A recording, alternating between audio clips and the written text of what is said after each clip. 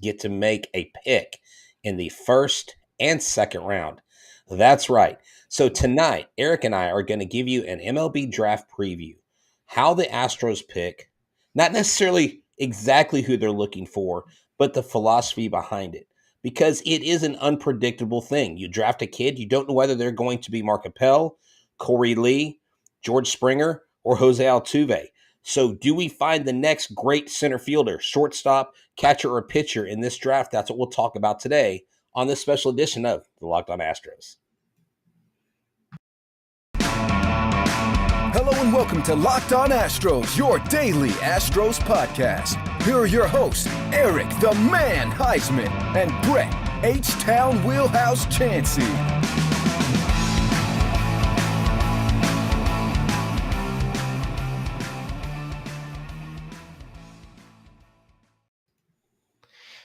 We are Locked On Houston Astros, and we hope that you join us for a daily Locked On Astros podcast. My name is Eric Heisman. You can find me on Twitter at Eric Talk Stros. Find the show at Locked On Astros, your team every day.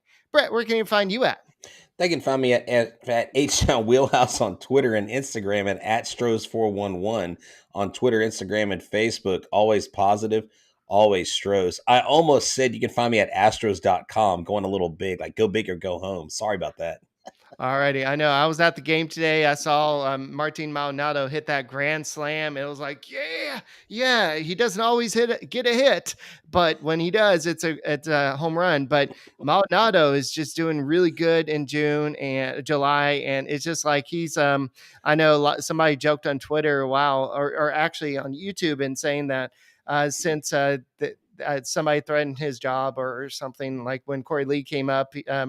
Maldonado is all of a sudden is like, hey, this guy in the future, this future Astro is trying to take my job. So let me go and up my game or something like that. And that's what we're talking about in this episode of Locked On Astros podcast. And make sure to subscribe to us on YouTube, whether you've done it already or not. Just go ahead and hit that little subscribe button and make sure you listen to us on Apple, Odyssey, Spotify, and make us your first listen every day. So the Astros have a couple picks in this year's 3 picks in the first 2 rounds ish. I know that we have that pick for losing Carlos Correa as well. Yeah. So this is something that the Astros have not had in a couple years as a result of the scandal. So this is going to be something that James Click has not had. So we'll see what he does. We know that Jeff Luhnow had some great success. He had some great failures. Brady Aiken comes to mind, Mark Appel, but Mark Appel is back in the big leagues. So congrats for actually being out of baseball for a little bit, then working your way back up. But Brady Aiken, for that failure, it did lead to Alex Bregman the next year. Exactly. And so you can go through, and you can see the success of the Astros. Even though they have the 27th ranked farm system, you can see where their success is not in necessarily getting the best picks in the draft at the time, but getting the best guys that fit in that slot. And Eric, we're going to talk about non-peripherals, things that you don't find on the stat sheet or on the scout sheet when they get guys that are kind of locked up in the same area. Like you may have 4 or 5 guys that have pretty much the same talent pool, and I'll give you all a little bit of insight on that. But the Astros literally, they have the 28th, the 64th, the 80th pick through rounds 1 through 2, rounds 3 through 5, 103, 133, 163, and you go all the way down through round 20. Now, here's something the fans need to know. Teams can spend up to $125,000 on picks from the 11th to the 20th round without it counting against their bonus pool.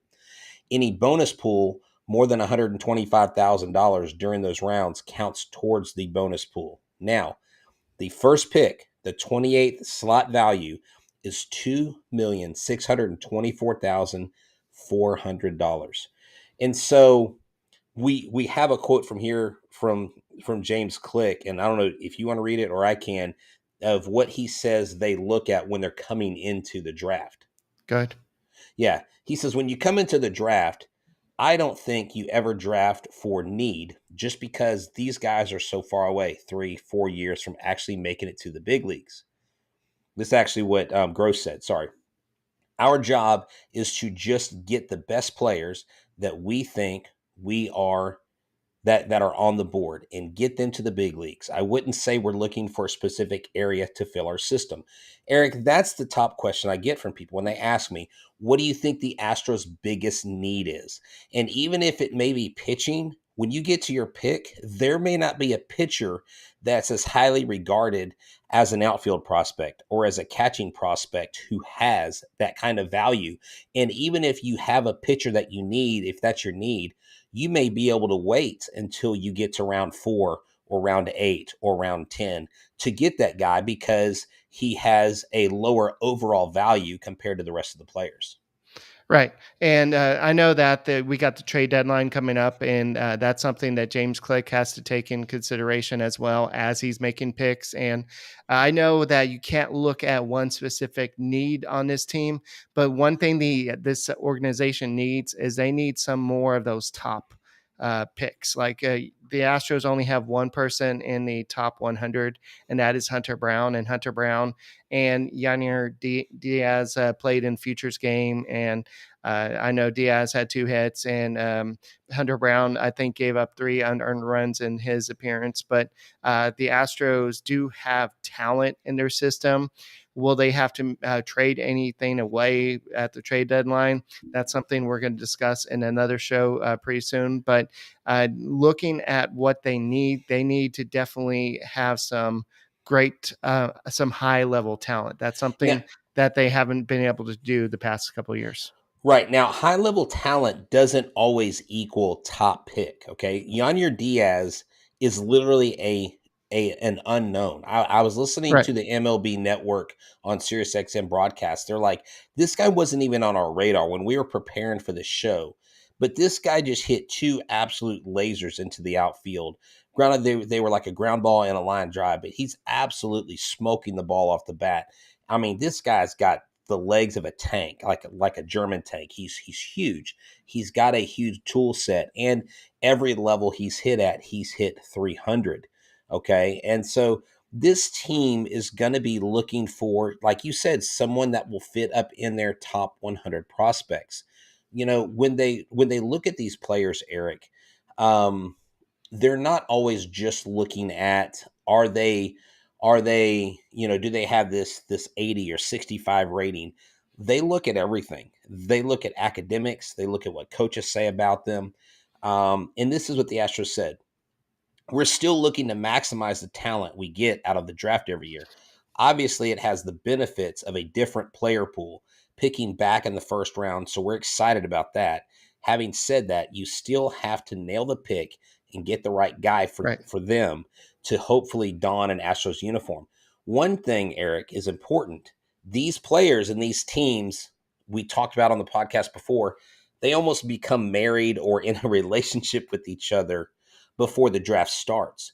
So let's say you're picking for the Guardians, right? And you're picking before me, and you know that I'm eyeing Sterling Thompson, one of the top outfield prospects. You're going to call Sterling Thompson. Hey, Sterling, you want to come to our team? And he's going to say, well, me and the Astros have been talking, and I really fit in their system. Oh, okay, because they don't want to draft a guy and him be disenfranchised. So they want a guy to be in love with the team that they're being drafted by.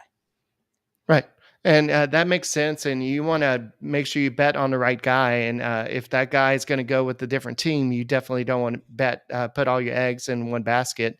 And so that makes sense, especially with such a high pick. Like if it's a 27th pick and the guy is like, yeah, I'm probably not going to sign with you, you're going to pass him. Then that guy will fall to the Astros at 28. So speaking of betting, let's talk about Bet Online. Yeah, betonline.net is your number one source for all your betting needs and sports info. Find all the latest sports developments, league reviews, and news, including this year's Major League Baseball playoffs, the All-Star game, the Home Run Derby, whatever it is you want to do. BetOnline is your continued source for all your sports wagering information, including live betting, esports, and scores. BetOnline.net remains the best spot for all of your sports scores, podcast, and news this season. BetOnline.net is the fastest and easiest way to check in on all your favorite sports and events, including MMA, boxing, and golf. Head to the website today and use your mobile device and learn more about the trends and action. BetOnline, where the game starts. All right, guys, make sure you make the Locked On Astros podcast your first listen every day, whether it's for draft coverage, trade deadline coverage, just Astros baseball coverage. Just make sure you tune in on YouTube, Apple, Spotify, Odyssey, wherever you listen to your podcast. Just make sure you make the Locked On Astros podcast your first listen. So I know the Astros are looking to make their pick. This is I don't think James Click needs to make his legacy through the draft, but this is where you kind of start shaping the future of this organization, because the team is built to win, possibly for at least the next 2-3 seasons. But what the Astros are doing over the next 3 days is they're building for the next 3 to 4 years after that. So this is a big step in the Astros organization, a big step to see where James Click is as a talent evaluator. And keep in mind, he did come from the Rays. He does know he was a part of that system. He does know how to evaluate talent. So I think we are in good hands. And so the trade deadline, this is the first time I think he actually will go out and maybe make a big splash. But let's kind of look at some of the players who could potentially be available at the 26th pick. There's a whole bunch of mock drafts out there. We can look. There's millions and You millions of mean mock drafts. you mean the 28th pick? 28 picks. Yeah, Yeah. if I said Hey, 26, yeah. you know what? It's okay. I've looked at some sites and they actually stated as the 29th pick. So trust me, I've seen the draft guys not even get it right. But Yeah. so the 28th pick. All right. So if you're looking at the top 100 baseball players, I'm just going to kind of say some names around that kind of list. This is according to Baseball Pipeline. You have Connor Prelip from Alabama. He's a left-handed pitcher. You have Gabriel Hughes from Gonzaga. He's a right-handed pitcher. He's 20 years old. Then you have Blade Tidwell. He's a right-handed pitcher from Tennessee. He's 21 years old. Then you have Peyton Graham, who's a shortstop from Oklahoma. He's 21 years old. He's a guy that I actually saw linked through a mock draft. You have Sterling Thompson, outfielder from Florida. He's 21. You have Carson Wisenhunt, who Keith Law said that he put there as on his mock draft. He's a left-handed pitcher from East Carolina. So I think the Astros, maybe their weak point in their farm system could be left-handed pitching. Yeah. So that could be somebody. That's, I think left-handed college arms is a good way to go, but also some of these outfielders that may be available. I mean, this Sterling Thompson has been linked to the Astros, and the Astros have talked to him quite a bit, from what I understand. Jude Fabian, Drew Gilbert, Brock Jones from Stanford. I mean, these kids. I mean, even Landon Sims. You can go to various places. You can go to Prospects 1500. You can go to Astros Future. You can go to Locked On Prospects, Locked On Farm, and look. Everybody's got a different pick. Landon Sims is a big college pitcher out of Mississippi State. You mentioned Gabriel Hughes. I was going to talk about him. Drew Gilbert. The bottom line is this, and like the Astros have stated, and like any draft guru would say, is you're hoping to get the best player that is in the draft at that time. Now, Kumar, this guy, It's just about to bring him up. Yeah. Kumar Rocker, Eric. I mean, this guy wants a ton of money, but I don't think a lot of people are going to be willing to pay him the 6 or 7 million he wants. I mean, he wants a lot of money. And, he had the unfortunate incident. What do you think? I mean, the Astros only have 2.6 overall. Is this a kid that if they don't get signed or people don't get him high enough in the slot draft, he may not get what he wants? And if he falls to 28, is that a guy you want to take a chance on? I don't think that Rocker is the type of guy the Astros would like to go with. They would like to go with a guy they can maybe sign for a little bit cheaper than maybe with that. What do they have? The 64th pick. Maybe spend a little bit more money on that 64th pick. But that's just what I've seen in past. Maybe that was Jeff Luhnow philosophy, but who knows? Maybe the Astros just kind of go all out with this kid because he was drafted in the first round, the 10th overall by the Mets last year. And he chose not to go back to school. Instead, he kind of played in independent league. I believe he only threw like 16 innings or something for that independent league. So he can still throw pretty hard, but there's not a lot from last year on him, but he is still a major league prospect, and a lot of teams are pretty high on him. So, the Drew Gilbert is somebody I've heard a lot about from Tennessee, and Brock Jones is somebody I've heard a lot from. So those are the guys kind of around there. And I'm sure the Astros are hoping that somebody from the top maybe 20 kind of drops down. But there's just so And many options. Go ahead. right, so I kind of want to focus on Sterling Thompson because he is very high on their list. He's listed as the number 27 overall draft prospect, and if he's there at 28, I mean this kid was all SEC freshman team 2021, all SEC all SEC tournament team, and then SEC first year academic honor roll. The reason why I want to tell you that is because when you talk to people that know the scouts of the Astros or that understand how the Astros draft, these kids, Eric, they don't just look at their baseball ability. They draft prospects on their brains. How are they in class? Their GPA. Go back and look up Taylor Jones and what he did academically. Go look what he did on the basketball court.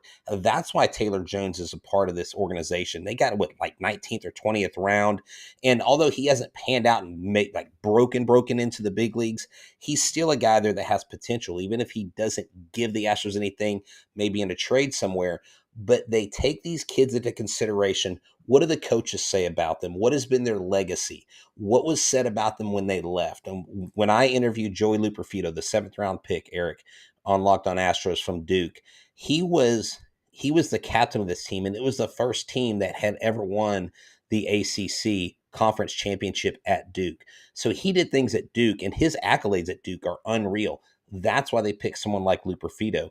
That's why we get guys in this draft and talent that people may not go, well, I didn't really know about him.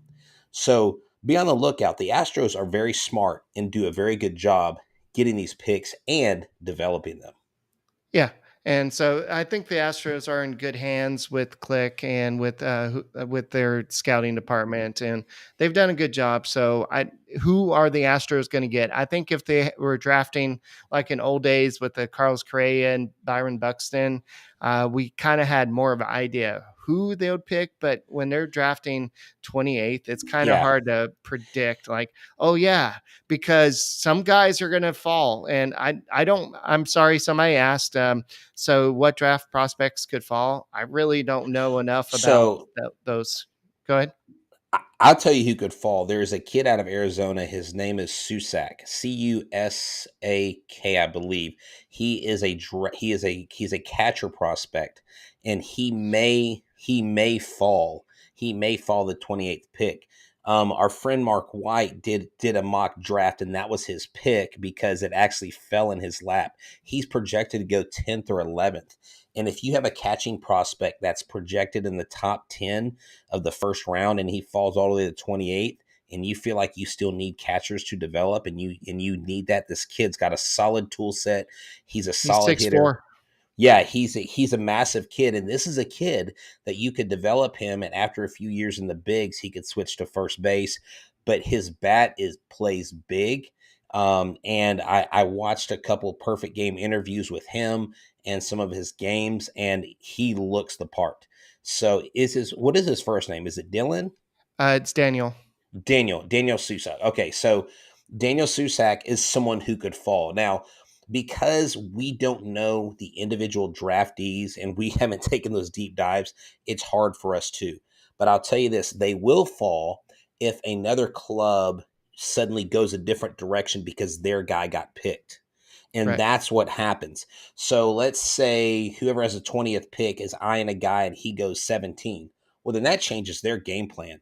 So it's literally a chess match, and you literally won't know until that 27th pick is made. Okay, this is our guy at 28. We got him. And so on and so forth and on down. And you may have a guy that is one of your top pitching guys that you could wait until the 6th round or the 7th round. Why? Because you pay less the further down you go in rounds. So the similar thing happens in the NFL draft. The similar thing happens with NBA, but with 20 rounds, it's a lot of rounds, and it's great, Eric. Because what was it before 5, and then it was like during the COVID Yeah, I was shortened just season. covered. Yeah, Yeah, but I'm just like, but wow, it's that still was a. shorter. They still It is shorten the shorter. draft. Yeah. No, it is. We're not going to see a 60th round pick, Mike Piazza or something like that. 31st round pick or whatever. But the Astros will do a great job in this draft. It's going to be exciting to see who they get. If you're looking, this is just me as Yeah. a novice, just looking at the farm system. I'm not Astros future or anything like that, but just looking at the farm system, the top 30, third base may be a little weakness. I know we have Alex Bregman, but you have Joe Perez, but technically I believe he's playing a lot more first base. Outside of that, you don't have anybody that's listed as a third base. I'm Do sure they you have. have do they have Shea Whitcomb listed at third at all? He no, I mean they have him listed as infield, so maybe he is playing third Okay. base. He has played quite a bit of third, but Okay, I don't know where he ranks in that like pecking order. Joe well Perez he's just turned. 15th over. He's Okay. 15th of the top 30. So Okay. So someone like that could come up because he has played third. He played third, I believe, the game we went to. Joe Perez just came off an injury, like his first game back from his injury. He had like 2 hits. So, Joe Perez, friend of the show. I encourage y'all to go back and watch any of our Astros interviews that we've done with several of the minor leaguers. Really good insight. Eric always asks them the questions like, what was it like on draft day? And that's always really cool to hear these kids' stories about being around family and friends. So we love to bring you guys that stuff. and also, I would say outside of a few of the top names like Hunter Brown, I don't know if I want to say Forrest Whitley is a top name anymore. You got a few guys who've already kind of made it up, but I would say maybe pitching is kind of way the Astros need to go, or maybe outfield, because I know we got some outfielders out there. I know we have Pedro Leon who could play outfield. But I don't know. That's just some ways that the Astros can address with the first 3 picks. Right. They could do that. They could get these guys high development, and like you said, coming up, if they have a trade, if they Yeah. get the right guy. Now, I don't know that you're gonna be able to trade a guy that you just drafted that's got no tread No, on his tires. but You what if know. they trade Corey Lee and then they Oh. draft a catcher with their first pick? Well, but they won't know if they're trading. I mean, but if they trade Corey Lee afterwards, unless they're talking, unless they're, I just, Uh, They're I already don't, talking. I guarantee I they already have an I idea. don't. Yeah, but Corley is maybe the wrong guy because Yeah. they don't have any but any other options. But yeah, hey, here's the thing, guys. We have a trade show that we're going to record and we're going to release it Tuesday, the evening of the All Star game. I guess about 8:30, 9 o'clock. We'll release it. It'll be premiered. You'll get to watch that. We're going to use some of your trades. Maybe maybe I'll throw in one of the more ridiculous ones just for fun. But I don't think you're going to see us put a package together to get Juan Soto because someone said, why don't we offer the Sugarland Space Cowboys in cash? And when they say, I think they threw in like Taylor Jones or something for Juan Soto. I was like an entire AAA team. I don't know. Maybe that probably won't get it. I mean, this guy turned down 440 million, Eric. I know. Apparently, he thinks he's getting 500 mil. Well, So that was over 15 years, and that's only that's true. about 29 million per Oh year. my I gosh, say only, 29 a year. but I know. I'm like, oh my gosh, 29. Such poverty. anyway. These poverty All people. right. So I'm excited about the draft. I know the Astros are going to get the guy they want. So that's all we got for this special edition. Brett's going to hopefully come back and recap the at least the first 3 picks of the draft. Yes. And hopefully y'all have a great week and all-star week. And let's go Stros. And my name's Eric Heisman. He is H-Town Wheelhouse. And let's have a good draft and go Stros.